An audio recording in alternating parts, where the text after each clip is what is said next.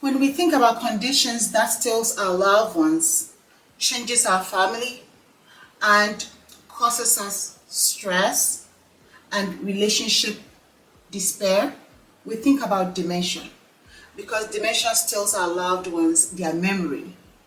But there is something worse than dementia that changes personalities and disintegrate our family, disintegrate relationships, impair the quality of life, and we don't think about it fast enough.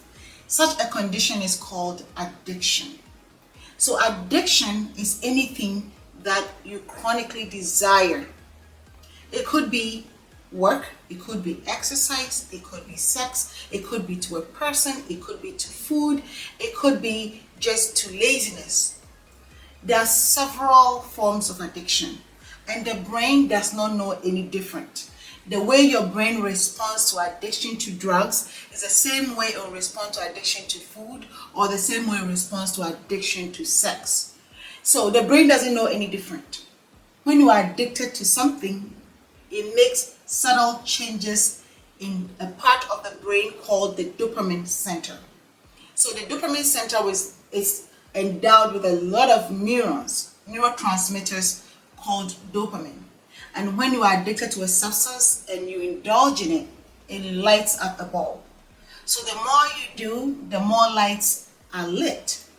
And chronic use of the substance causes changes to that part of your brain. And the changes are so subtle that you may not even be aware of it. You may not feel like your brain is changing. Your desire for the thing is affecting and impacting other functions of your life negatively, but you may not see it because it's so subtle. And over time, that dopaminergic change in that center of your brain will cause your executive function to be impaired. When I talk about executive function, I'm talking about your ability to organize, to plan, to carry out tasks, your personality, what makes you you. You change, you become different, and people begin to wonder what is happening. And you cannot even provide an answer because the change happened so slowly that you did not even see it happen. But then it did, and you can't go back. So here is how to find out if you are addicted to sex, addicted to a job, addicted to exercise, addicted to food, addicted to any behavior, any thought, pornography, anything. Number one, do you feel a persistent desire to indulge in that thing? Number two, do you feel like it's interfering with your obligations? Let's say you are addicted to alcohol. Is it preventing you from going to work? Is it preventing you from being a father, a mother to your family? Number three, do you feel like you need more and more to get your desired effect? Let's say you used to drink 1 bottle of alcohol. Are you now needing 2 or 3 to get that same effect? Number four, you know that is bad, but you can't stop it. And then after you do it, you feel guilty. Number five, do you crave for it when you try to move away, or do you withdraw? In the forms of alcohol, some even have seizures when you try to stay away.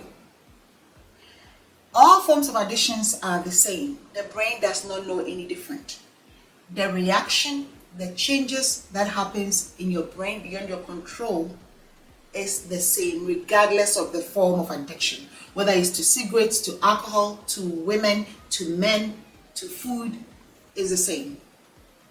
Therefore, you need to pass yourself through these questions to see if you're addicted to something. And if you are, and you desire to change, then you make intentional efforts to change. Because if you don't, eventually it will end up controlling your executive functioning. It will overshadow it, where you become a different person altogether. And that could mean losing your family, losing yourself, losing your job, losing things that are valuable to you now. So go ahead, pass yourself through the test, filter through to see if you're addicted to anything at all, and then figure out how to get yourself unaddicted from it by planning ahead. You know yourself, so you are the best person or the pilot for that change. Thanks for watching.